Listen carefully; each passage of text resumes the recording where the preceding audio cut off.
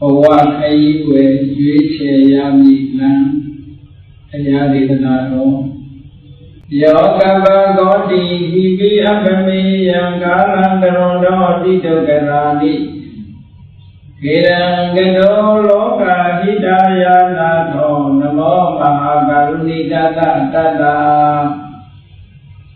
Yona Do Vidi Yasa Tatawati.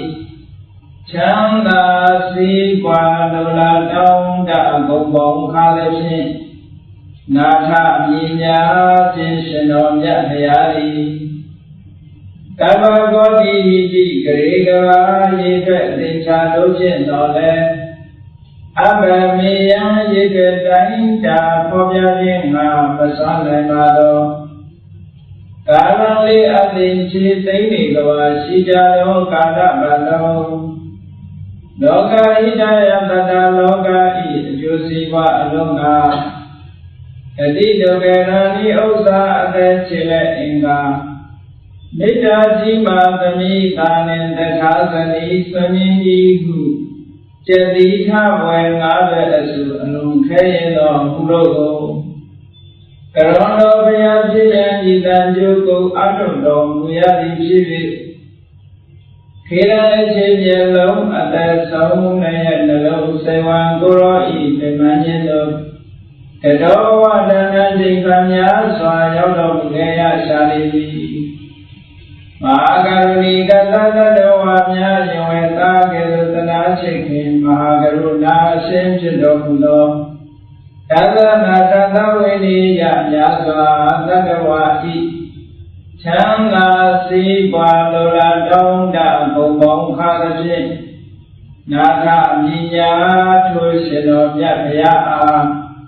Namo Yudi Pyong Pyong Manguliomi. Kero Yuju Shikujindi.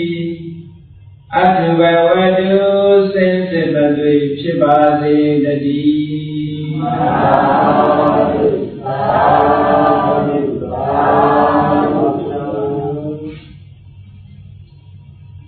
Owa Kaima Shalaya Mena.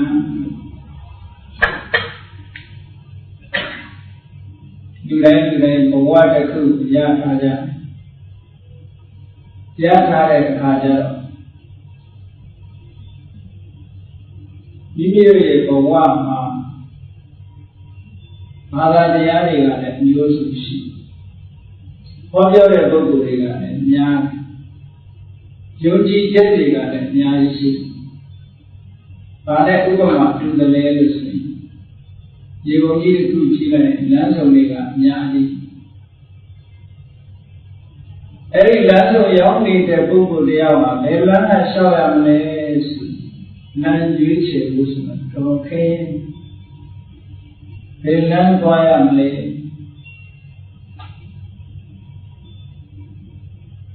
Tigre Malachi Bom Arabiari Epuletu Tuji Ramo Amandayalo Pure Ayari and Epuletu Tuji Matuni Kajar, the Kua among the Yoruban, the Kuja of Marching. A man among which a boya. Some may say Lucy, which a japo Kamadama came. Till Davi of Waka Eagle. Melana Shawamale, who which a japo Kamadama Eagle. Whatever that they are already Madamale, and you can be a Pogo Sidera. Ubamale, Yamanama. Kamachandi, new data, new seeded Emma. The tree that Bago Sugar and the warren, the tree that Bago Sugar and the corn. Every horror. Savage and a Johnson, the book they are in the Sindara and the solution. Belana Pugio, Manale, Gadia, who found the layers, young with cat. အဲ့ဒီလိုရွေးချယ်ဖို့ခက်နေတဲ့ပုဂ္ဂိုလ်တွေအတွက်ဘုရားမြတ်စွာကလမ်းကြောင်းတစ်ခုကိုရွေးချယ်ပေးတယ်ဘုန်းကြီးတို့တွေအဲ့ဒီလမ်းကလျှောက်တာဘဝခရီးသွားတဲ့အခါဘုရားရွေးပေးတဲ့လမ်းအမှန်တရားနဲ့ပတ်သက်ပြီးတော့ဝေစရာတွေဖြစ်လာလို့ရှိရင်မှန်ကန်တဲ့လမ်းကိုဘယ်လိုရွေးမလဲဆိုတာကိုဘုရားမြတ်စွာကကေသမုဒ္တိတရုံလို့လည်းခေါ်တယ်မြန်မာနိုင်ငံမှာထင်ရှားတာတော့ကာလမတုတ်လို့ထင်ရှားတယ်တော်တော်များများကကာလမတုတ်လားအချို့အချက်ကလေးများကိုယူပြီးတော့ပြည့်ပြည့်စုံစုံမဟုတ်ဘဲနဲ့ဘုရားမြတ်စွာဟောထားတဲ့ကာလမတုတ်တွေကအချို့အချက်ကိုယူပြီးတော့မပြည့်မစုံရေးသားထားကြတာလည်းရှိတယ်။ဘုန်းကြီးကဒီကနေ့ကာလမတုတ်ကိုချုံးမှုပြီးတော့ကာလမတုတ်လားဘုရားဟောကြားတဲ့ရွေးချယ်ရမယ့်လမ်းဆိုတာပါလေ။ဘုန်းကြီးတို့တွေဘဝခရီးကိုရှောင်လန်းတဲ့အခါရဲရဲဝံ့ဝံ့ပြတ်ပြတ်သားသားကိုယ်လမ်းကိုရွေးချယ်ဖို့မြတ်စွာဘုရားကလည်းထိုကဲ့သို့ရွေးဖို့ရတဲ့နိလန်းညွှန်ပြပြီးတော့ဟောတာဖြစ်တယ်။ဘာဖြစ်လို့ဒီတော့ဟောတာတော့လို့ဆိုတော့ဒီတော့ဟောတဲ့ပညာဌာနကအိန္ဒိယနိုင်ငံကဒေသတစ်ခုမှာကောသလတိုင်းထဲမှာအပါအဝင်ဖြစ်တဲ့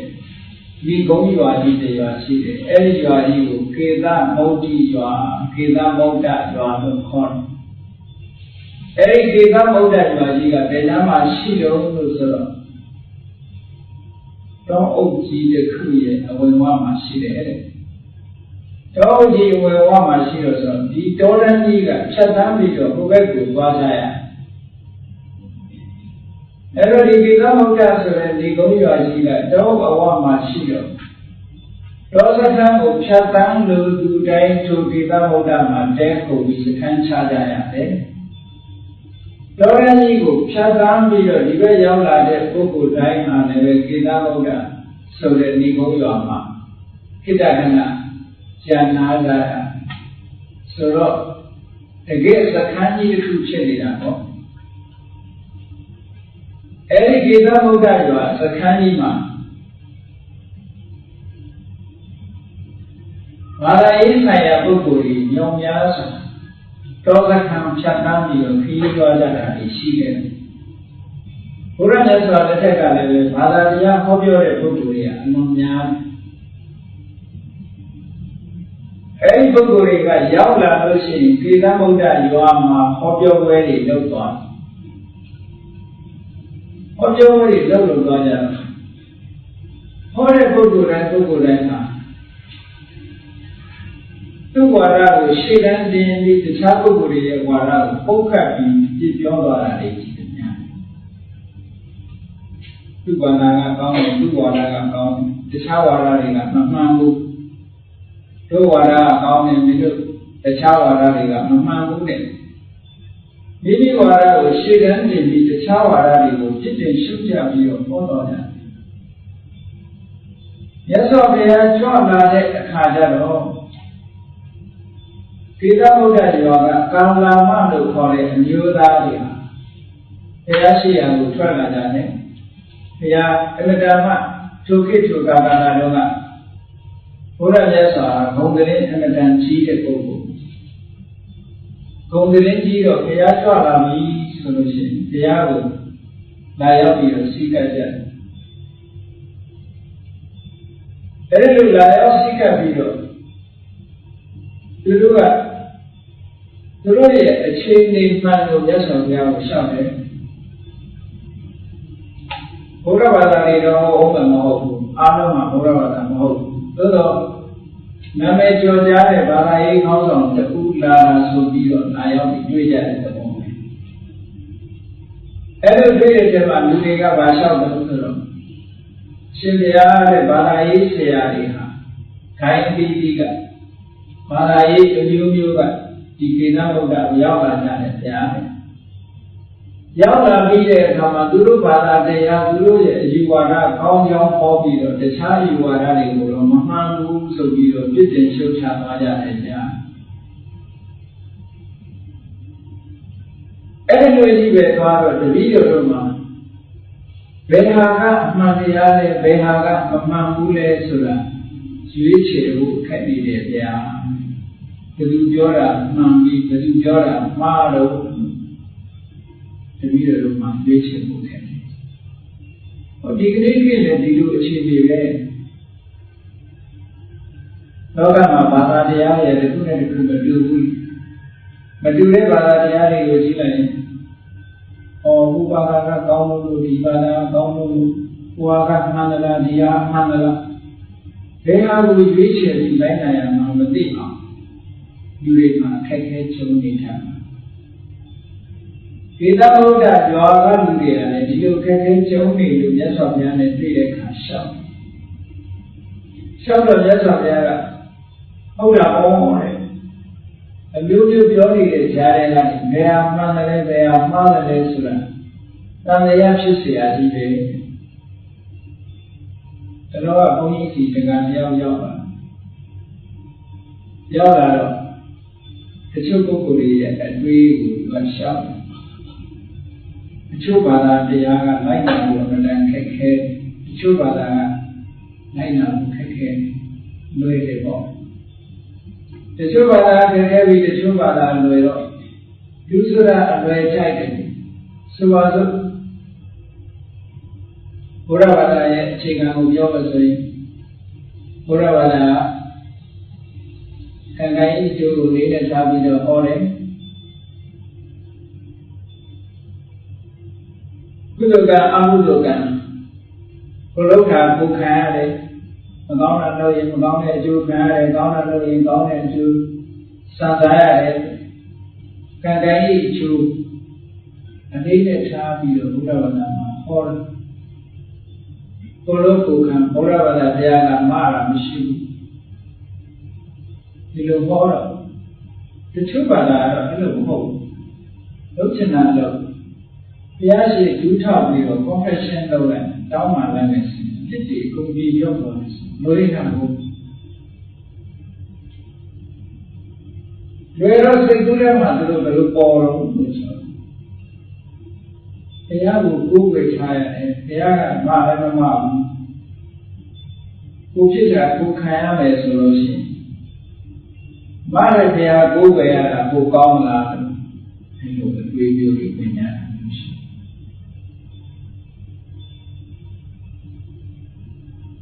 မလည်းဘုရား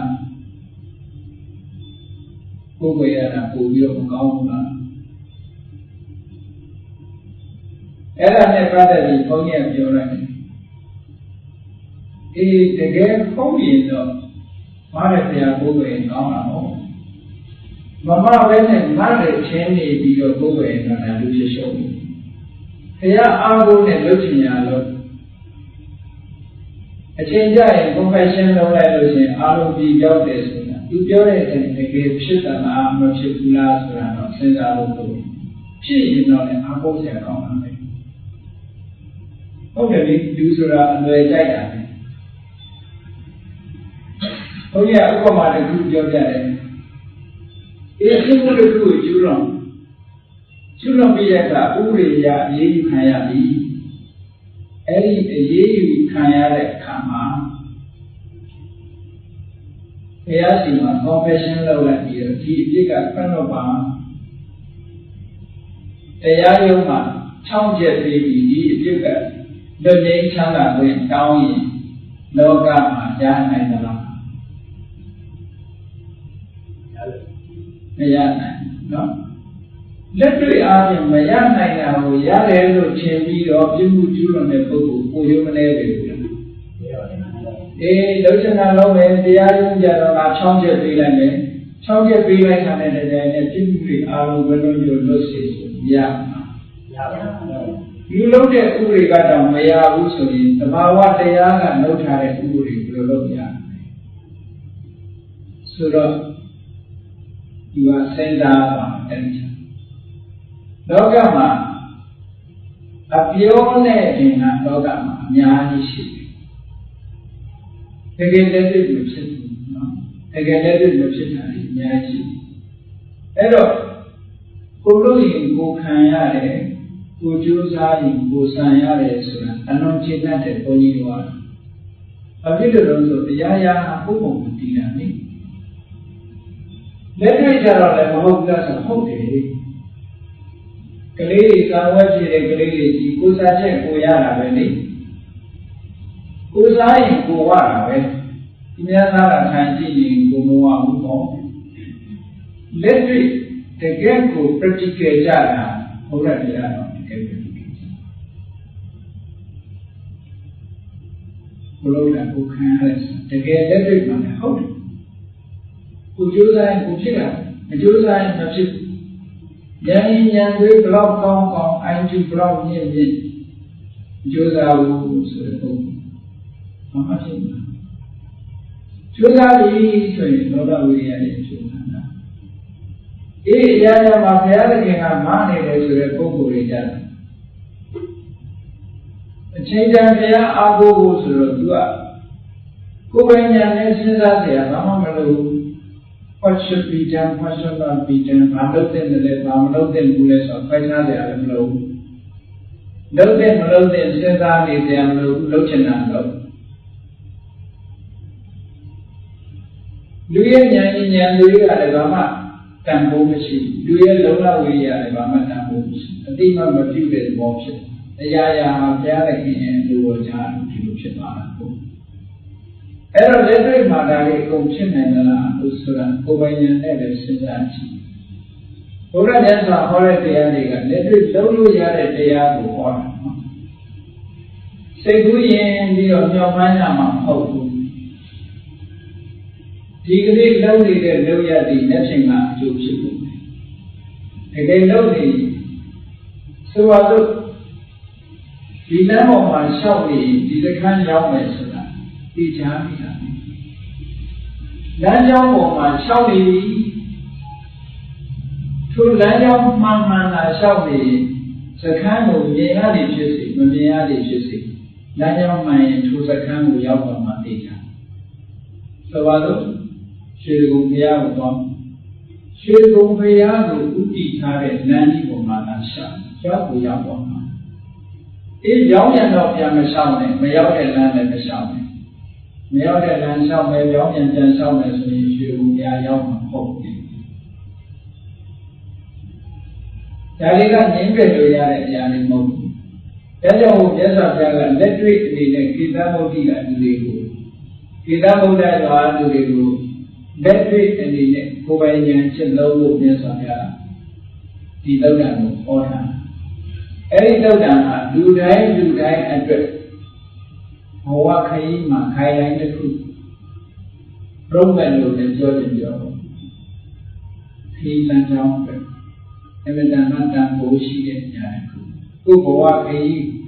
ရွေးချယ်ရမယ်နာမ်ဒီထဲမှာပြတယ်ဒေသမုဒ္ဒိကလူဒေသမုဒ္ဒရွာကလူတွေကိုမြတ်စွာဘုရားအေးဒီလိုတန်လျာဖြစ်နေတယ်ဆိုလို့ရှိရင်ငါပြောမယ်အမှန်တရားကိုရှာတဲ့အခါမှာမာအနုတ္တဝိနတစ်ဆင့်ကြားစကားပေါ်မှာခြေခံပြီးတော့လည်းမှန်တရားကိုရှာနေဘုရားပြောဒီလူကပြောတစ်ဆင့်ကြားစကားဆိုတဲ့အားပေါ်မှာခြေခံပြီးတော့လည်းမှန်တရားကိုရှာနေ tradition လို့ခေါ်တဲ့အစဉ်အလာကျင့်သုံးလာတဲ့အစဉ်အလာယုံကြည်ချက်တွေနဲ့လည်းပဲမှန်တရားကိုရှာနေ။ဘာဖြစ်လို့လဲဆိုရင်တစ်ဆင့်ကြားစကားဆိုတာတွေကလည်းမှန်တာလည်းရှိမှားတာလည်းရှိဟုတ်ချင်မှလည်းဟုတ်တယ်ဟုတ်ရင်လည်းဟုတ်တယ်တေချာတော့မပြောနဲ့ tradition လို့ဆိုတဲ့လူမျိုးတစ်မျိုးကအစဉ်အလာကျင့်သုံးလာတဲ့လက်ခံလာတဲ့အရာတွေမှန်တာလည်းရှိမှားတာလည်းရှိတေချာတော့မပြောနဲ့ဒါကြောင့်အဲ့ဒါနဲ့ဆုံးဖြတ်တယ်မာဣတိခိရာယ ဒုယောဂလာမိဒါဒီလိုတဲ့လို့သဘောလောက်တာနဲ့လေအမှန်တရားကိုဆုံးဖြတ်လို့မရဘူးတဲ့သူပြောတဲ့ report ကမှန်ရင်လည်းမှန်မှားတယ်မှားဒီရရအနေနဲ့လို့ဆိုနောက်တစ်ချက်ကမာပိဋကတံပဒါနေနာပိဋကဆိုတာကိုသင်ထားတဲ့စာကိုသင်ထားတဲ့စာနဲ့ကိုက်ညီတယ်ဆိုရုံနဲ့လည်းပဲအမှန်တရားကိုဆုံးဖြတ်နိုင်တော့စာထဲမှာဒီတိုင်းပါတာပဲစာအုပ်ထဲမှာဒီလိုရေးထားတာပဲဆိုတာနဲ့လည်းအမှန်တရားကိုဆုံးဖြတ်နိုင်ဘာဖြစ်လို့လဲဆိုစာအုပ်ထဲမှာရေးထားတာမှားတယ်လည်းမှားမှန်တယ်လည်းမှားဟုတ်ပြောလို့ရတယ်ဒီနေ့ခေတ်မှာနိုင်ငံတကာမှာအင်္ဂလိပ်ဘာသာနဲ့ရေးထားတယ်ဘုဒ္ဓဇင်ဆိုတဲ့ခေါင်းစဉ်တက်ထားတဲ့စာအုပ်တော်တော်များများကိုယ်ယူဝါဒတွေနဲ့ရောပြီးတော့ရေးထားတဲ့စာအုပ်တွေတော်များမြတ်စွာဘုရားရဲ့အာဘောအတိအကျမဟုတ်ဘဲနဲ့ကိုယ်ချင်ရမြင်ရရေးထားတာမျိုးတွေအများကြီးပဲရှိတယ်။ခေါင်းစဉ်တက်တာတော့ဘုဒ္ဓဇင်နဲ့ဒီစာအုပ်ထဲပါတယ်ဆိုပြီးတော့အကုန်လုံးစာအုပ်ထဲကပါတဲ့အတိုင်းနဲ့မှန်တယ်လို့ဒီလိုမတွေ့ရဘူးတဲ့ဆိုမှန်တရားရှာလို့မရဘူး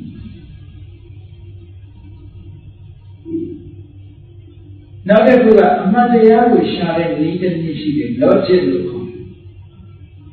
အဲ့ဒီ logic ဆိုတဲ့နည်းနဲ့ရောအမှန်တရားကိုရှာလို့ရရှာလို့မရဘူးတဲ့မှန်တရား logic နဲ့ပြရှာလို့မရကျိုးကြောင့်ဆင်ခြင်တဲ့မြတ်အဲ့ဒီနည်းစနစ်တစ်ခုဒီမှန်တဲ့ကမှန်တယ်မမှန်တဲ့ကမှန်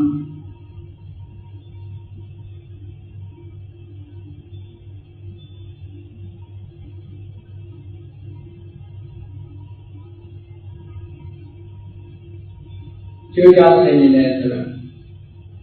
လူတိုင်းဟာတေကျိုးဖြစ်တယ်ဥပဆိုတဲ့လူဟာလူဖြစ်တယ်ဒါကြောင့်ဥပတေကျိုးဖြစ်တယ်ဟောဒီချက်တော့မှန်တယ်တခြားနည်းနဲ့တခါတွေ့ပြီးတော့ရှိမှန်မြန်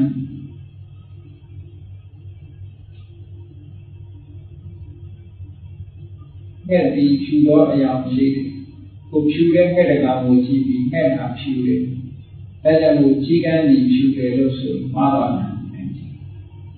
အဲ့ဒီလို logic နည်းနဲ့ဆင်ញင်တိုင်းတာလို့ရှိရင်လည်းအမှန်တရားဆိုတွေ့တယ်ဉာဏ်နဲ့လည်းသုံးသပ်တယ်ဒါကြောင့်ဘုရားရဲ့တရားတော်တွေအတ္တကဝါဆိုတော့ logic နည်းနဲ့သင်ကြားလို့မရဘူးမှန်တရား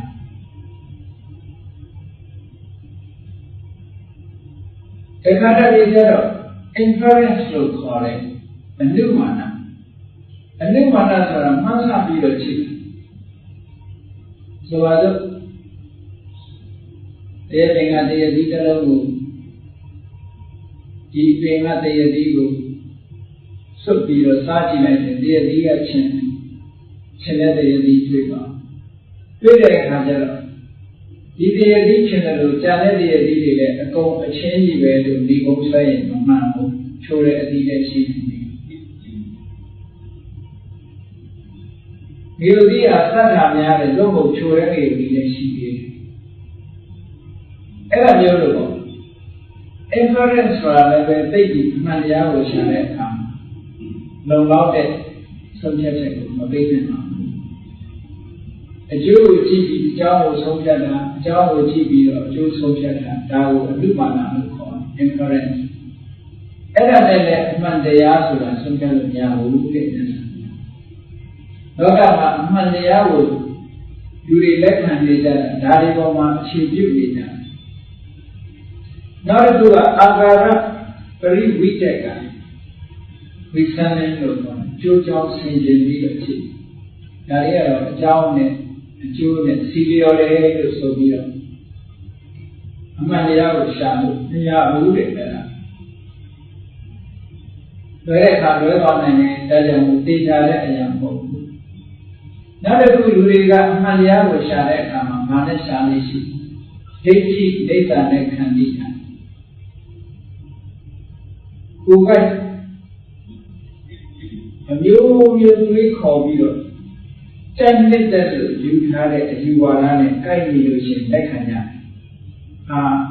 ငါကြိုက်တဲ့အယူပါဒနဲ့တွေ့ငါအချင်းနဲ့ကိုက်ငါအမြင်နဲ့တော့မှန်တယ်လို့ဆိုပြီးတော့ကိုယ်အမြင်လေးနဲ့မှန်လို့ရှိရင်လည်းမှန်တရားလို့ဒီလိုလက်ခံရတယ်အဲ့ဒါလည်းပဲစိတ်ချရတဲ့တရားတစ်ခုမဟုတ်ဘူး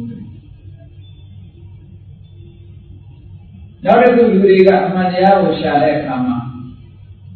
ဒါလေးကတော့မှတ်သားထိုက်တယ်ဟုတ်တယ်ယုတ်တိရှိတယ်ဆိုတာလေးနဲ့အမှန်တရားကိုလက်ခံရတယ်ရှင်းတယ်လို့စဉ်းစားဘူးဒါလည်းပဲ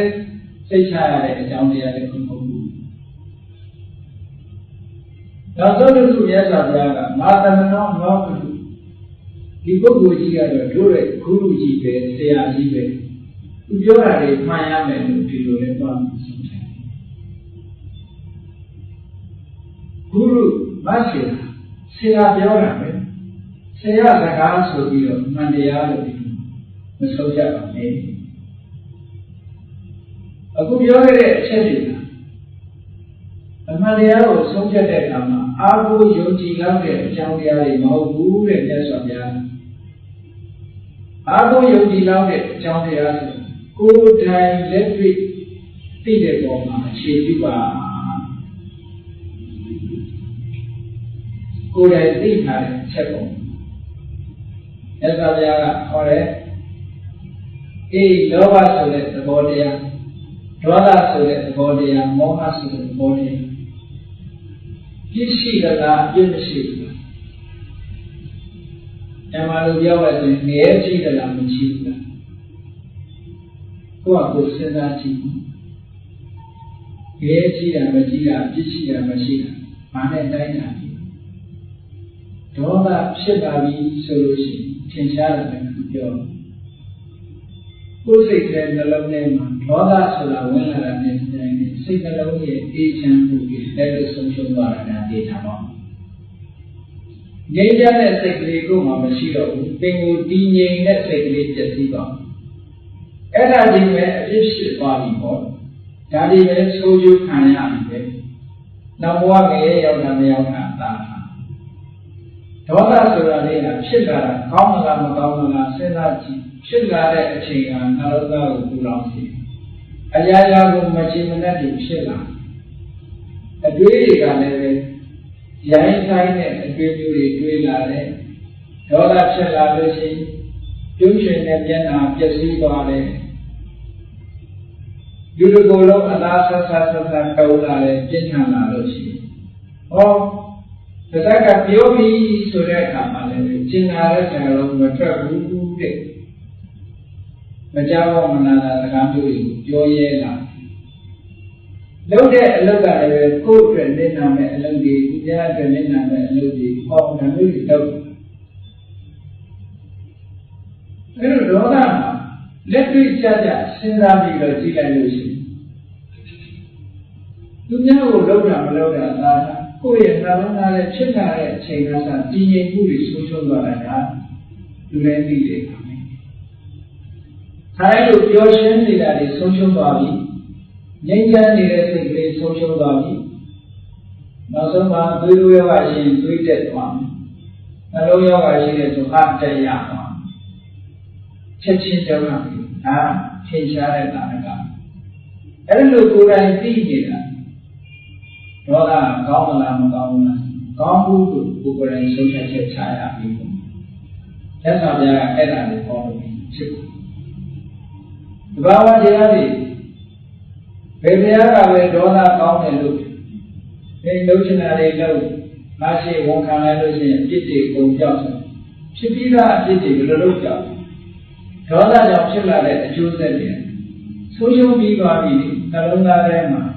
အမုန်းတရားဝင်လာတဲ့ဒီတိုင်းနဲ့အေးချမ်းတဲ့စိတ်နှလုံးတွေကဆုံးရှုံးသွားပြီတည်ငြိမ်တဲ့စိတ်ကလေးတွေဆုံးရှုံးသွားပြီမပြောနေတာတွေပြောပြီးသွားပြီမလုပ်နေတာတွေလုပ်ပြီးသွားပြင်လို့ရမရတော့ဘူး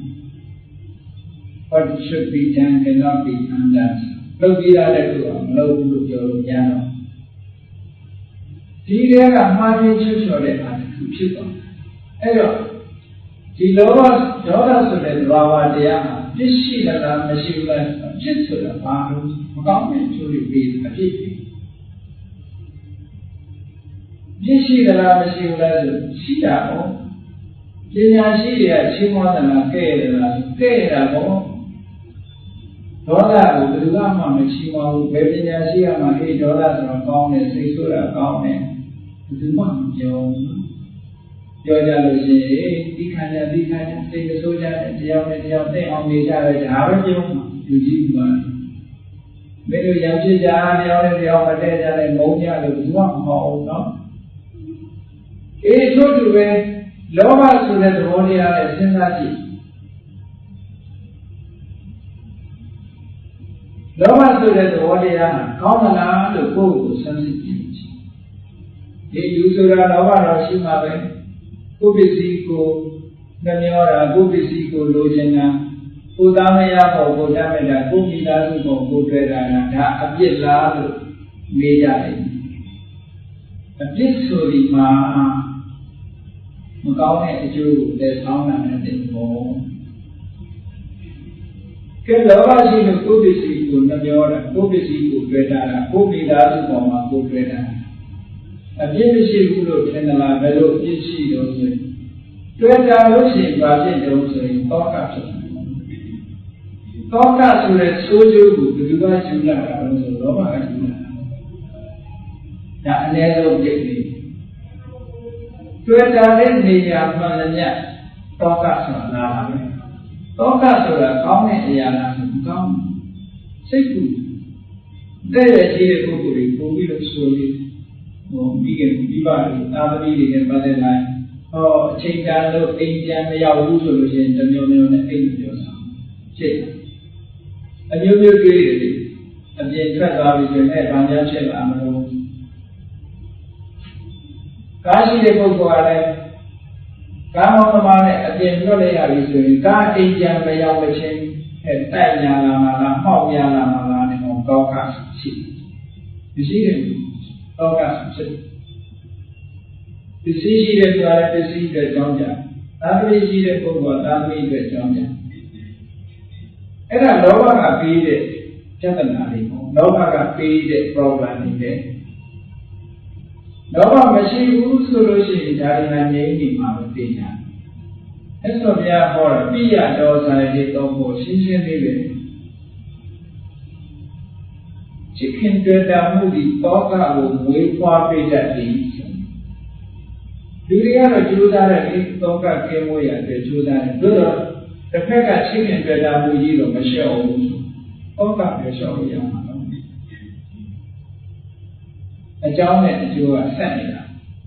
အဲ့ဒါဒီပြင်လေးကြက်ကဲဒီလောဘကို control လုပ်ရင်လည်းမလုပ်ဘူးဆိုလို့ရှိရင်ဒီလောဘကဘာဖြစ်လာတော့လို့ဆိုကိုယ်ပစ္စည်းလိုချင်တဲ့လောဘဒီကိုယ်ပစ္စည်းတွေမကဘူးသူများပစ္စည်းကလိုချင်လာပြီဆိုရင်ဟောကြာဆုံးမှုတွေဖြစ်သွားခုံမှုတွေသူများတိုင်းမှုတွေကြာဆုံးမှုကျူးလွန်မှုတွေဟာဟောဒီလေလောဘကြောင့်ဖြစ်တယ်အဲ့တော့လောဘရဲ့အဖြစ်ကလောက်ဖြစ်နေတာအဲ့ကြောင့်မလို့လောဘကိုပညာရှိတွေကဒီမကောင်းဘူးလို့ပြောကြတယ်ဒါလည်းတွေ့တယ်မကောင်းဘူးလောဘမထိန်နိုင်ဘူးဆိုရင်သူပုဂ္ဂိုလ်ဒီတာမန်လူကောင်းတယောက်ကနေပြီးအကိုလို့သမုတ်ခံရအကိုဆိုတဲ့ဘဝရောက်သွားပြီဓမြဆိုတဲ့ဘဝမှာရောက်သွားပြီဘယ်သူကပေးလိုက်တဲ့နာမည်လဲဆိုရင်လောဘကပေးလိုက်တဲ့နာမည်အကယ်၍ဒါသူများပစ္စည်းလိုချင်တဲ့လောဘမျိုးမရှိဘူးဆိုရင်သူဒီတကိုးရမြဖြစ်ရနိုင်ဘယ်နည်းမှမရတို့ဒီပဲမောဟဆိုတဲ့ဘာဝတရားရှိသူကရင်ရင်ကလေးရဲ့မောဟဆိုတာအေးတွေ့ဝေးနေတာ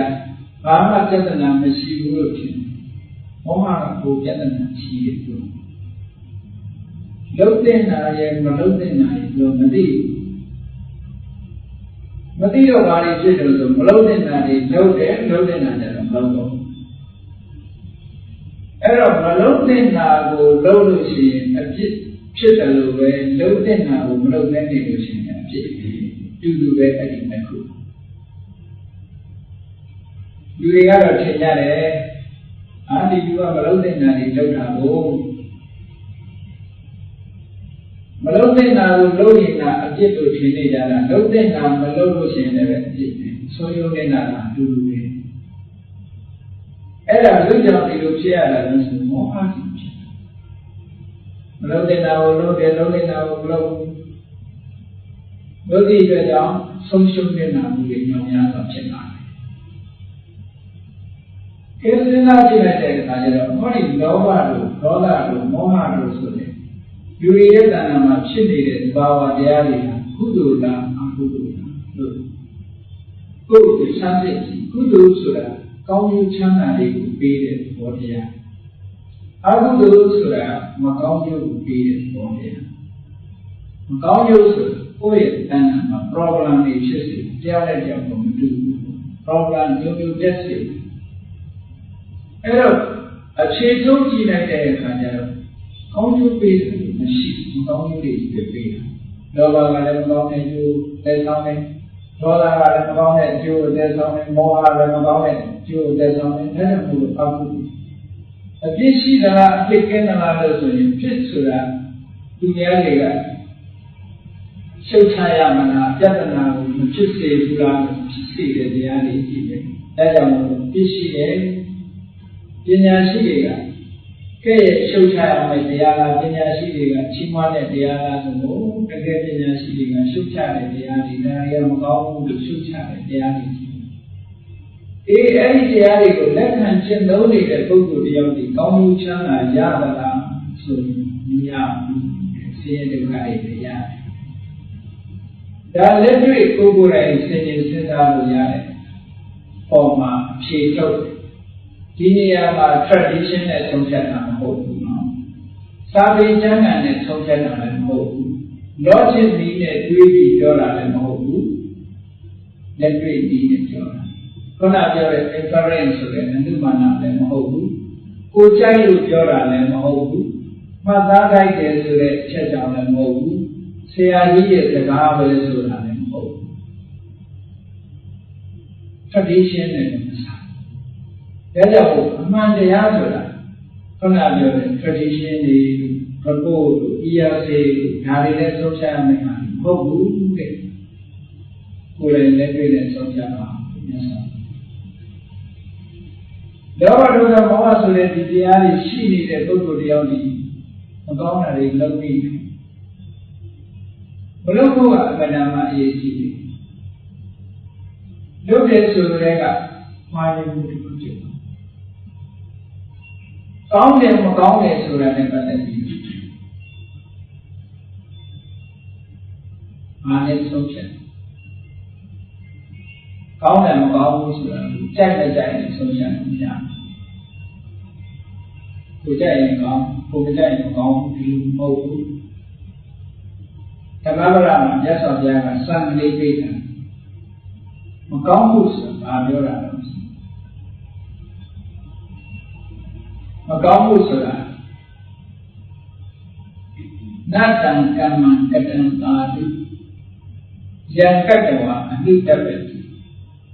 ယဗအတုကိုခေါ်တော်တယ်ဝိပါကံပฏิတိမကောင်းတဲ့မှုဆိုတာဘယ်လိုမှယံကတ္တဝါအနိတ္တလုတ်ပြီးတဲ့နောက်ကျတော့မှားလိုက်လေခြင်းဆိုပြီးစိတ်ထဲနှလုံးထဲမှာပူလောင်စေတဲ့အလုပ်မျိုးတဲ့မကောင်းဘူး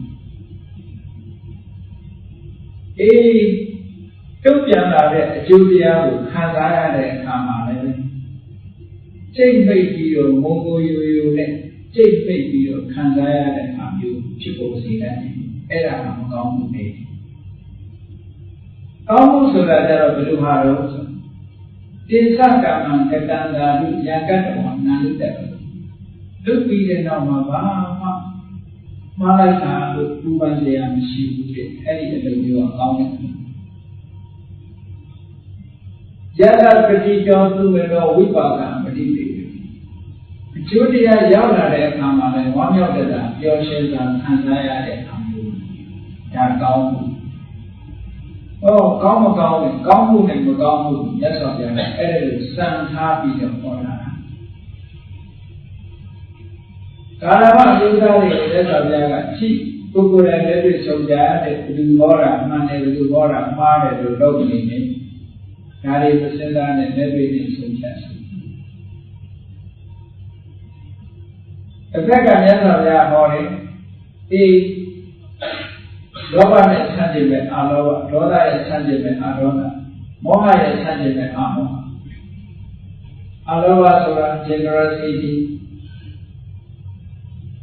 လောဘနဲ့ဆန့်ကျင်မဲ့သဘောတရားဆုံးလွတ်နိုင်တယ်ပေကနိုင်တယ်တွေ့တာမှုမရှိဘူးအာလောဘဆိုတဲ့အတွေ့အကြုံကင်းတဲ့သဘောကလေးဖြစ်လာပြီစဉ်းစားကြည့်ဥပမှုကရောကြမတွေ့တာနဲ့ဒီတိုင်းနဲ့မပူပါဘူးဆိုတော့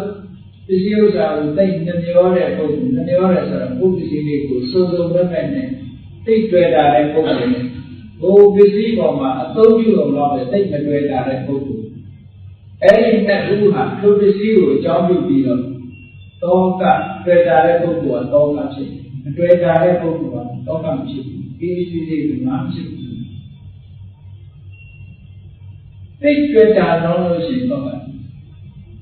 ဒီကနေ့ထဲမှာလည်းသာသမီတွေပေါ်မှာသိချစ်တဲ့ပုဂ္ဂိုလ်ကအတွေ့အကြုံသိကြည့်လို့ရှိရင်တောကကိုချီတချို့မိဘကမှန်သားအောင်ပဲသာသမီတွေပေါ်မှာထားတဲ့ဒီကေဖခင်ကသိကြည့်တောကမဖြစ်ဘူးပေါ့သူကသူရဲ့အရွယ်ရောက်ပြီဆိုပြီးတော့ဖြေသိနိုင်တယ်အာလောဘဆိုရင်ဒီသဘောတရားမိမိတဏ္ဍာမှာဖြစ်လာတဲ့ကြိုင်နဲ့ကောင်းတဲ့ကိုစဉ်းစားတယ်အများကိုကူညီဖို့စဉ်းစားလာတယ်ပါဝါခြင်းကိုကူညီဖို့စဉ်းစားလာတယ်ဟောကောင်းတဲ့သဘာဝတရားတွေအရောဂဆိုတာလေးပေါ်လာတဲ့ကြိုင်နဲ့မုန်းတိမှုဆိုတာမရှိဘူးအလုံးပေါ်မှာအကျိုးစီးပွားလိုလားတဲ့မေတ္တာဆိုတဲ့ဘောတရားလေးပေါ်လာအမုန်းတရားကင်းတဲ့နှလုံးသားပိုင်ရှင်မှာသာဝရငြိမ်းချမ်းတယ်အဲကြောင့်မို့မေတ္တာအကျိုး7မျိုးလို့မြတ်စွာဘုရားဟောတာနှလုံးသားထဲမှာအမုန်းတရားမရှိဘူးဆိုတဲ့ပုဂ္ဂိုလ်ရဲ့စိတ်ဒီသာဝရငြိမ်းချမ်းနေတဲ့အတွက်ကြောင့်ချမ်းသာအိတ်ဆက်ချမ်းသာလျက်တို့အိမ်နဲ့ဆိုးကင်းဆောင်ရင်းမှန်များလူသားလေးဖြစ်နာလေးဖြစ်ရဆိုတဲ့အကျိုးတရားရ။ဘာဖြစ်လို့ရတော့ဆိုသူကအေးစစ်ပြေးပဲလေအပူပင်သိမရှိသူများပေါ်မှာမုန်းတာဒီတာမရှိသည့်အတွက်ကြောင့်သူစိတ်နှလုံးကအေးချမ်းနေတော့အိတ်ဆက်တဲ့ကောင်မှလည်းချမ်းသာတာပဲအိယာနိုးလာတဲ့အမုန်းမရှိသည့်အတွက်ကြောင့်ဘာမှဘယ်သူမှလည်းသူကမမုန်းဆိုတော့သူနှလုံးသားကအမြဲတမ်းအေးချမ်းအိမ်မဆိုးခင်အမုန်းတရားကင်းပြီးတော့ဒီချင်းအေးမြနေတဲ့နှလုံးသားပိုင်ရှင်စိတ်နှလုံးချောက်ချားွယ်ရာအိမ်မက်တွေဘယ်တော့မှနိုင်မဲရစားမမဲ့ဆောင်ခြင်းနာများလူသားလေးချစ်နာလေးချစ်မှာပေါ့အမုန်းတရားမရှိတဲ့နှလုံးသားပိုင်ရှင်ရဲ့မျက်နှာမှာစင်သာဝရကြီးပြီးတော့နေတာမုန်းတိမှုရှိတဲ့ပုဂ္ဂိုလ်ရဲ့မျက်နှာကြတော့အဲ့ဒီလိုမဟုတ်ဘူးဘေးကလူကဆိုသိတာမျက်နှာကြည့်လိုက်တာနဲ့အဲကြောင့်ဘုရားထည့်ပြောတယ်ပေါ့သူလုံးစားစားနေတာကြည့်နိုင်တယ်ဆိုမျက်နှာကကျင်းမာနေတဲ့ပုဂ္ဂိုလ်ကြီးကြတော့ဟုတ်ကဲ့ဘာဝကျင်ကအလုံးလေးရောက်ကိုပေါင်းတယ်သူဘာဖြစ်လို့သူမျက်နှာကလည်းကျင်းမာနေတာသူနှလုံးသားကလည်းကျင်းနေအေးချမ်းမှုမရှိသည့်အတွက်ကြောင့်ဘယ်သူကမှမပြောနိုင်ဘူးမပြောနိုင်တဲ့အတွက်ကြောင့်သူကဆက်ဆံရေးတွေကြာချစ်ခင်တဲ့ပုဂ္ဂိုလ်တွေနေတာဒါမျိုးကအမြဲတမ်းဆက်ဆံပြီးချိန်ရှားတဲ့ကိစ္စဒီအရောဂဆိုတဲ့သဘာဝတရားဒေါသကိုဖယ်ရှားနိုင်ပါတယ်အရောဂဆိုတဲ့သဘာဝတရားကလည်းလောဘကိုဖယ်ရှားနိုင်လောဘကိုဖယ်ရှားနိုင်လို့ရှိရင်အလောဘထူထောင်ရကိုယ့်ရဲ့စိတ်နဲ့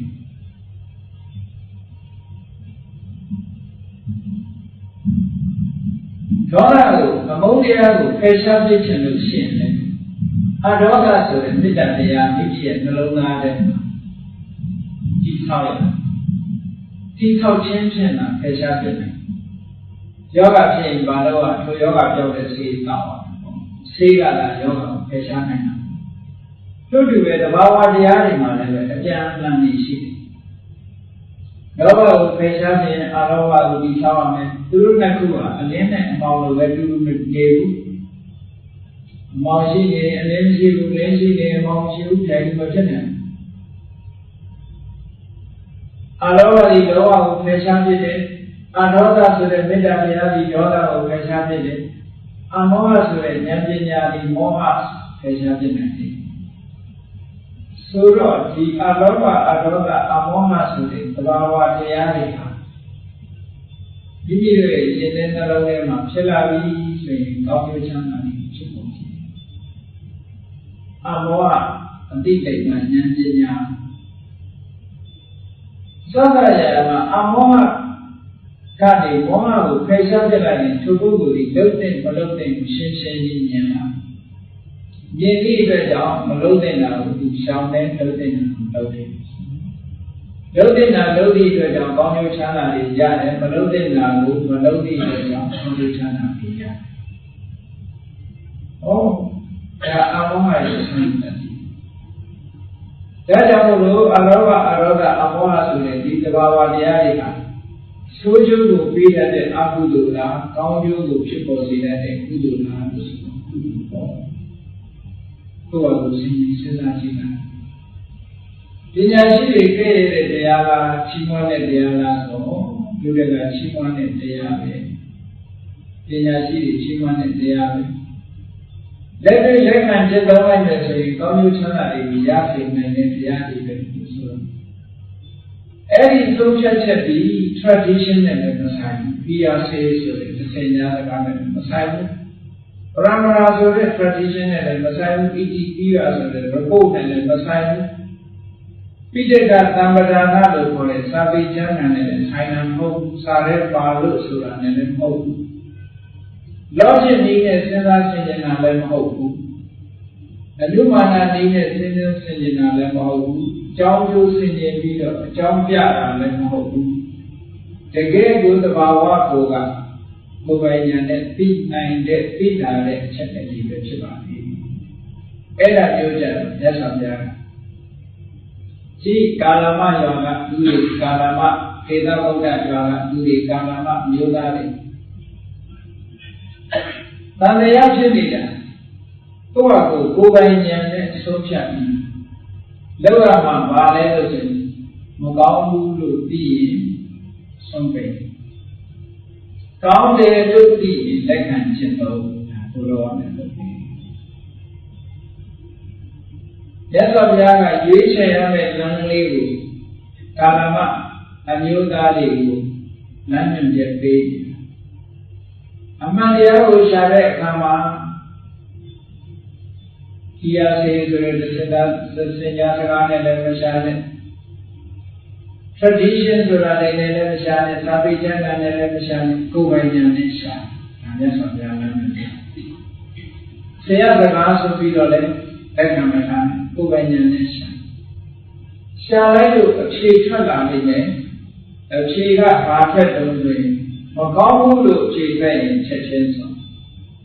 ယောဂလူတွေကအဲ့လိုမဟုတ်ဘူးလေမကောင်းမှန်းတော့သိတာပဲဒါလေးကတို့ရဲ့ tradition နဲ့ဟော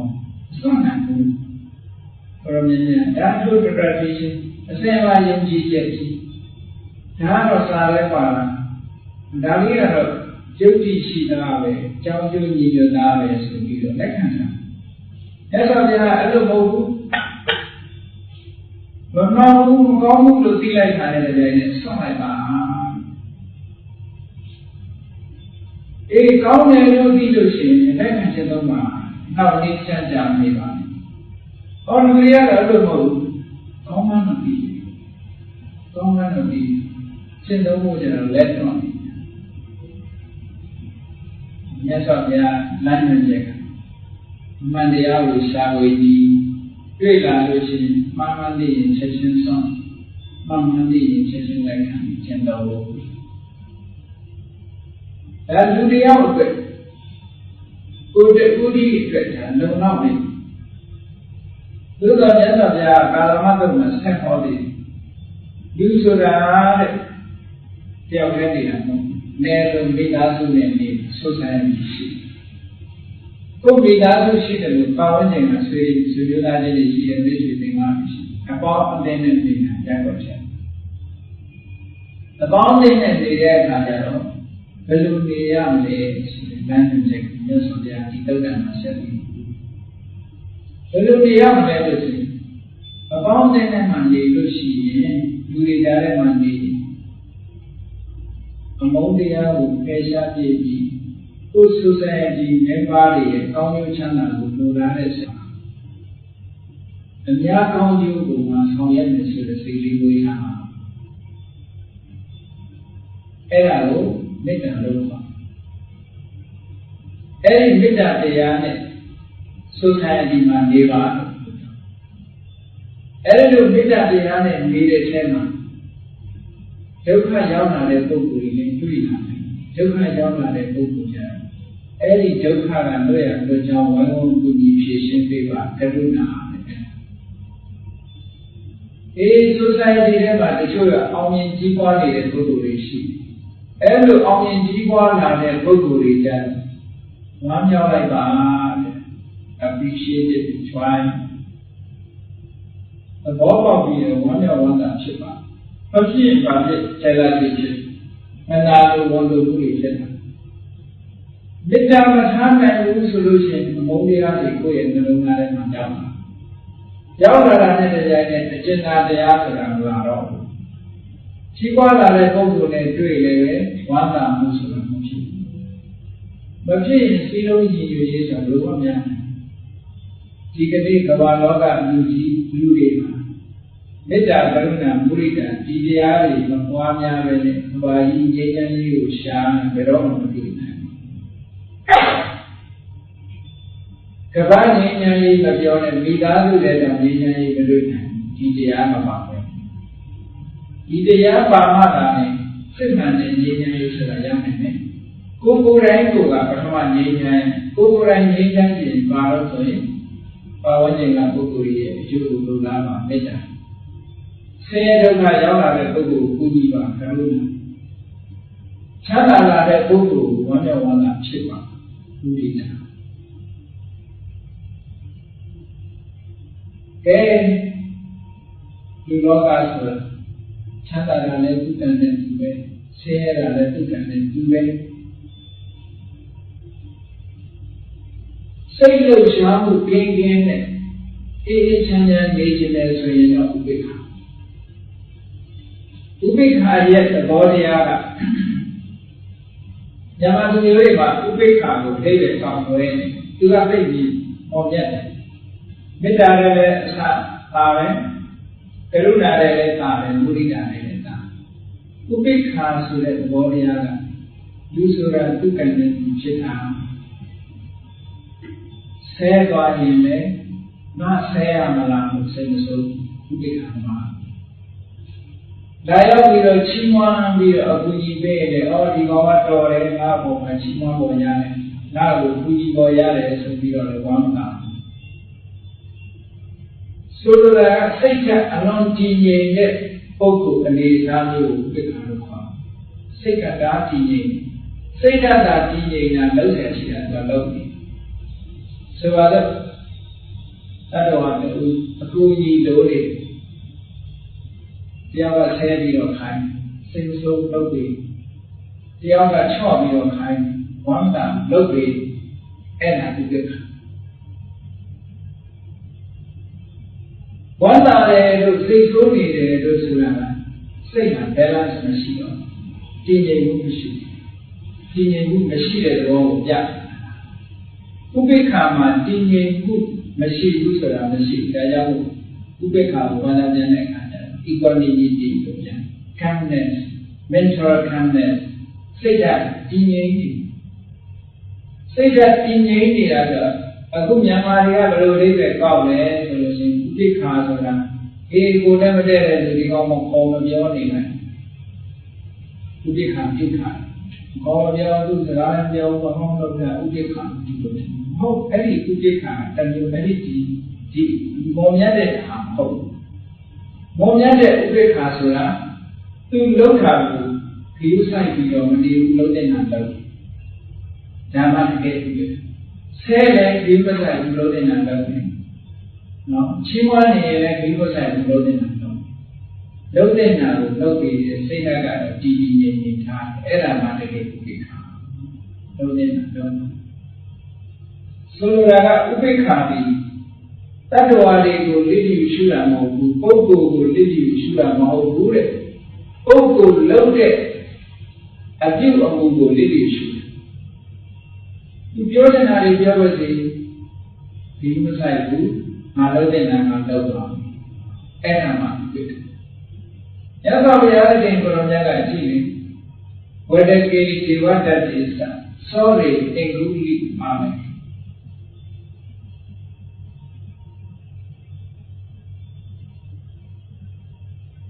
ဝေဒကေဒီဝတ္တတိ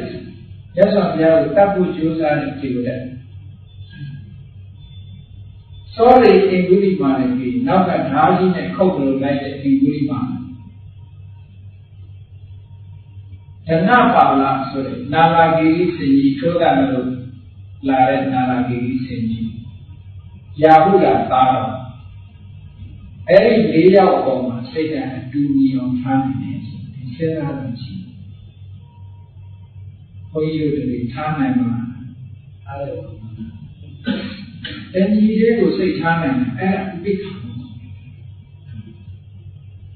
quite happy on the know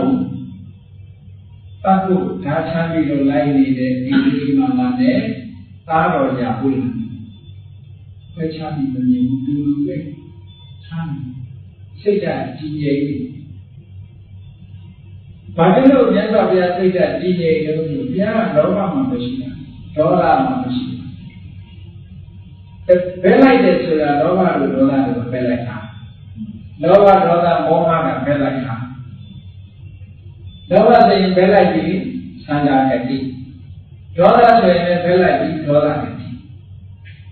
Kamadi in the Belai de Moma Kati. Chaulu Belai de Roda Kati. Beya Kati. Oh, Agati Deva Solima. Roma Roda Magene Pukuri. Roma Roda Yena and Pukuri.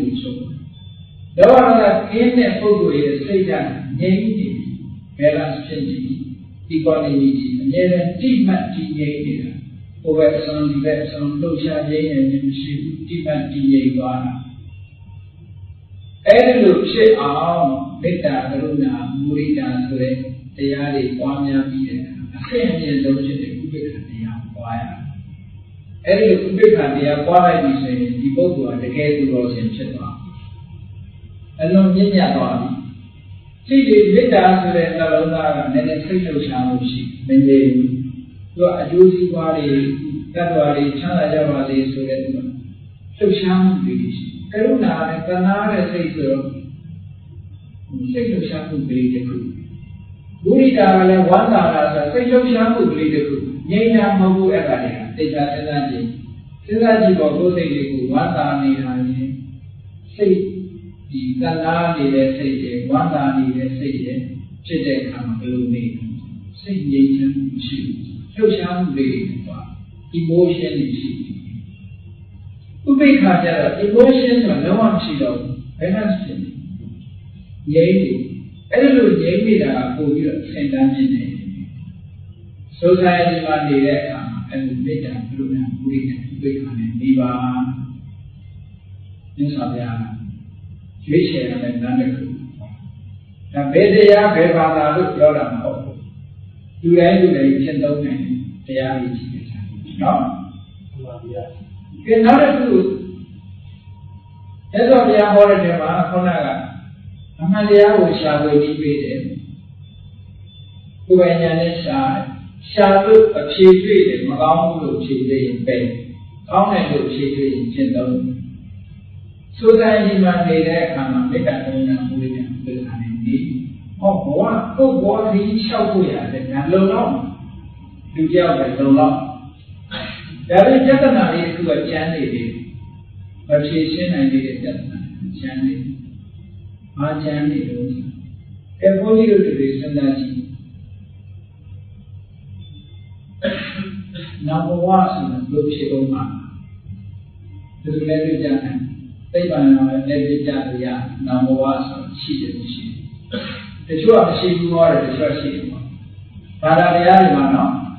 တချို့ဘာသာနောင်ဝါရှိတယ်တချို့ဘာသာနောင်ဝါမရှိဘူးကဲရှိတယ်မရှိဘူးကိုလည်းပြောကြတယ်ဘာလို့ကဲတချို့ဘာသာပြောတယ်အကုသိုလ်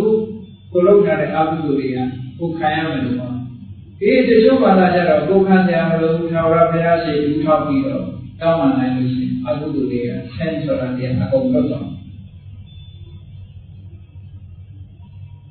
အဲ့ဒါလို့ကွဲလွဲချက်တွေရှိနေပြီပဲကြာမိမိတို့ကိုယ်ပိုင်ဉာဏ်နဲ့ခုနကလောဘဒေါသမောဟအလောဘအဒေါသအမောဟကိုတွေးတောဆင်ခြင်လို့ဆင်ခြင်သုံးသပ်လို့ရတဲ့အဖြေလို့ရနိုင်ပါမလားရနိုင်နော်တကယ်လို့ဘဝနောက်ဘဝကိုလွတ်လွတ်ပြီးတော့ဖြေရှာနောက်ဘဝဖြေဖို့မှလားမဖြစ်ဘူးကိုလို့ပြတဲ့အကုသိုလ်တွေအကျိုးခံရအောင်မှလားမခံဘူးလားအကုသိုလ်တွေကအကျိုးပေးတယ်လားမပေးဘူးလားဆိုတာဒီနဲ့တတ်တယ်လားအဖြေမထုတ်နိုင်ဘူးလေအဲ့ဒီလိုအဖြေမထုတ်နိုင်တဲ့အခါမှာမြတ်စွာဘုရားတေချာတာလို့ဆိုပြီးမှအဖြေမထုတ်နိုင်တဲ့အခါကျတော့တေချာတဲ့လမ်းကိုရွေးခိုင်းတာဘယ်လိုရွေးလို့ကဲကောင်းပြီငါဒီဘဝလူတော်လူကောင်းဖြစ်အောင်နေလိုက်လူတော်လူကောင်းဆိုတဲ့စံနဲ့ကတ်ဒီဘဝလူတော်လူကောင်းဖြစ်အောင်နေလိုက်လူတော်လူကောင်းဖြစ်အောင်နေလိုက်လို့ရှိရင်နောက်ဘဝရှိတယ်ဆိုရင်လည်းပဲโอเคပဲနောက်ဘဝငါကောင်းတဲ့ဘဝရောက်နောက်ဘဝမရှိဘူးဆိုလည်းโอเคပဲပါလို့လူကောင်းအောင်ဖြစ်သွားတယ်။အဲ့ဒါလည်းမကောင်းဘူးလား။ကောင်းပါဘူး။ဒီဘဝမှာကိုယ့်ကိုလူတော်လူကောင်းဖြစ်အောင်လုပ်ခြင်းဖြစ်နောက်ဘဝရှိရင်လည်းကောင်းတဲ့ဘဝရောက်ဖို့တည်ကြတယ်။နောက်ဘဝမရှိဘူးဆိုတဲ့အခါဒီဘဝလူကောင်းတယ်။ဟောတစ်ဖက်ကောင်းတဲ့ညီကိုတွေ့ကဲအကုသိုလ်တွေတချို့အကျိုးပေးတယ်လို့ပြောတယ်တချို့ကလည်းconfession လုပ်လိုက်ရင်အကုသိုလ်ကအကျိုးမပေးဘူးလို့ပြောတယ်။ဘယ်ဟာကမှန်တယ်ကိုဆုံးဖြတ်တယ်။မဆုံးဖြတ်နိုင်လို့ရှိရင်သေချာတာတော့အကုသိုလ်ဘယ်လိုပဲနေလိုက်ပေါ့လေ။ဟုတ်တယ်။သူကပဲသူများဆက်ချလို့ရှိရင်ငယ်ကြီးတယောက်ကမကြည့်ဘူးပြောတယ်ဆို။ကဲမတတ်ဘဲနေလိုက်ပေါ့။မတတ်ဘဲနေလိုက်တော့အားဖြင့်ကိုယ့်ကိုယ်ကဒီဘဝမှာလည်းချမ်းသာတာနေရတယ်။အကုသိုလ်ကအကျိုးပေးတယ်ဆိုရင်လည်းကိုယ်ကမတတ်သည့်အတွက်ကြောင့်အကျိုးပေးတယ်မရှိဘူး။ဒီအကုသိုလ်ဆိုတာမရှိပါဘူးလို့ပြောတဲ့ပုဂ္ဂိုလ်ရတယ်။ကိုယ်ကလုံးဝမလုပ်တာတော့မလုပ်ချင်းကြောင့်လည်းကိုယ်မှမရှိဘူး။အကျိုးမပေးခြင်းကြောင့်လည်းကိုယ်မှမရှိဘူး။ဟောနှစ်ဖက်နှလုံးကောင်းတာ။ဟုတ်တယ်။အကုသိုလ်ကိုကိုယ်ကိုယ်တိုင်ကလောက်မှမလုပ်သည့်အတွက်ကြောင့်အကုသိုလ်ကအကျိုးပေးတယ်ဆိုလို့ရှိရင်ကိုယ်ကမလုပ်သည့်အတွက်ကြောင့်အကျိုးပေးမှာ။ဒီချို့ပုဂ္ဂိုလ်တွေအကုသိုလ်ကအကျိုးမပေးပါဘူးအကုသိုလ်ဆိုတာမရှိဘူးဆိုလို့ရှိရင်အကုသိုလ်မရှိဘူးဆိုရင်ပုံမှန်ကြတာပေါ့ကိုယ်ကိုယ်တိုင်ကလည်းလုပ်လည်းမလုပ်ဘူးမရှိလည်းမရှိဘူးဆိုတော့တစ်တော့မကောင်းဘူးလား။အဲ့ဒါကာလမတ္တမှာမြတ်စွာဘုရားဘဝခရီးမှာရွေးချယ်တယ်ရသော်ဘုရားကငါတရားကောင်းတယ်လို့မဟုတ်ဘူးဘဝခရီးလျှောက်တဲ့အခါမှာတန်တရားဖြစ်เสียကြုံလို့ရှိရင်ဒီလမ်းကနေရွေးချယ်ပြီးတော့ရှားအောင်လုပ်တယ်အဲ့တော့ဘဝမှာငါဆလို့စအောင်ဖြစ်နေเสียမလိုဘူးအခုရသော်ဘုရားခင်းပြီးတော့ပြီးတာဩဝါဒလမ်းကြောင်းတိုင်းရှောက်လို့ရှိရင်ဒီတို့ကငရဲကြီးတယ်လားငရဲမကြီးဘူးလားငါလောက်ကောင်းမလားမလောက်ကောင်းဘူးလားမေးတယ်ငါမှမလုပ်တော့ဟုတ်ကဲ့လောက်ကောင်းလားမလောက်ကောင်းဘူးလားနဲ့မေးတယ်လေဘာမှမလုပ်ဘူးအပြစ်ဖြစ်တာဆိုရင်မလောက်ကောင်းမလောက်ရဘူးသိပြီလောဘဒေါသမောဟနဲ့ရှင်ကောင်းအလောဘအဒေါသအမောဟနဲ့ရှင်ကောင်းလောက်ကောင်းအဲ့ဒီနဲ့သူရှိပြီသဘာဝပဲမြတ်စွာဘုရားဟောတာသဘာဝကိုဟောတာမိဆိုတာတော့လည်းနေပေါင်း1500လည်းပူတာပဲဒီကနေ့လည်းပူတာပဲနောက်လည်းပူအောင်ပါပဲဘယ်သူကင်ကြီးကတော့တော့မှာပဲပူစေမှာပဲမြတ်စွာဘုရားဟောတဲ့ဓမ္မဆိုတာ natural law the law of nature ဘယ်သူမှကြောင်းလဲပြင်လို့မရတဲ့သဘာဝတရားကြီးကိုမြတ်စွာဘုရားਇਸ ကာလဘုရားကတွေ့ဒီတရားဘုရားကခံစင်းတာသောရမမြတ်စွာဘုရားဗုဒ္ဓအမင်း ခံလဲတဲ့ခုမှမရှိဘူးတဘာဝတရားကိုသိမြင်တာတွေ့ရှိတာအဖြစ်တွေ့ရှိတာတဘာဝတရားကိုသိအဲ့ဒီတွေ့ရှိချက်တရားဘုန်းကြီးတို့တွေနိုင်အောင်ကျင့်လို့ဆိုပြီးတော့ကာလမတော့မြတ်စွာဘုရားကဟောကြားတာဖြစ်ပါတယ်အဲ့ဒီမြတ်စွာဘုရားဟောကြားတဲ့သုတ်တန်ကိုပဲရှင်းလင်းပြီးတော့ညမှာလို့ဘဝခရီးမှာရွေးချယ်ရမယ်လမ်းလို့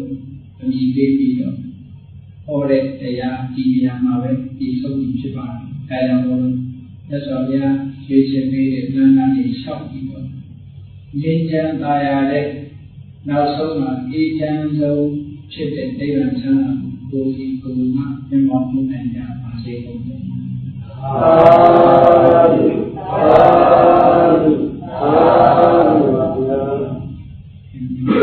ကိုယ်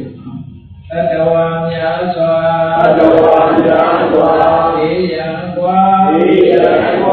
သံဃာကြပါစေဣဒ္ဓာယိတံသုံးပါးဖြံ